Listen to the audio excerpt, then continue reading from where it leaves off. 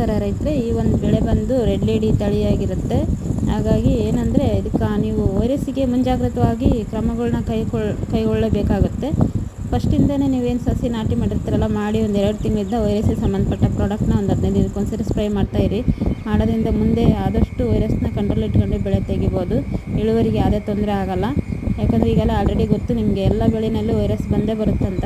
ಹಾಗಾಗಿ ವೈರಸ್ಸಿಗೆ ಸಂಬಂಧಪಟ್ಟಂಥ ಪ್ರಾಡಕ್ಟ್ನ ಯೂಸ್ ಮಾಡಬೇಕು. ಸುಮ್ಮನೆ ಯಾವುದೋ ತಂದು ನೀವು ಸ್ಪ್ರೇ ಮಾಡೋದ್ರಿಂದ ಅದಕ್ಕೆ ಸರಿ ಆಗೋಲ್ಲ.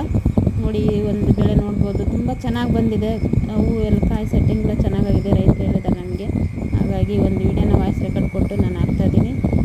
ನೋಡ್ಬೋದು ನೀವು, ತುಂಬ ಚೆನ್ನಾಗಿ ಹೆಲ್ದಿ ಆಗಿದ್ದಾವೆ. ಹೂವು ಕೂಡ ಸೆಟ್ಟಿಂಗ್ ಚೆನ್ನಾಗಿ ಮಾಡ್ಕೊಂಡಿದೆ. ಗಿಡ ಕೂಡ ನೋಡಿದರೆ ವೈರಸ್ ಪ್ರಾಬ್ಲಮ್ನ ಸ್ವಲ್ಪ ಆದಷ್ಟು ರೈತರು ತಲೆಗಿಟ್ಕೊಂಡು ಈ ಪ್ರಾಬ್ಲಮ್ನ ಸಾಲ್ವ್ ಮಾಡ್ಕೊಂತ ಬೆಳೆ ತೆಗೀರಿ ಅಂತ ಹೇಳೋಕ್ಕೆ ಇಷ್ಟಪಡ್ತೀನಿ. ಧನ್ಯವಾದ.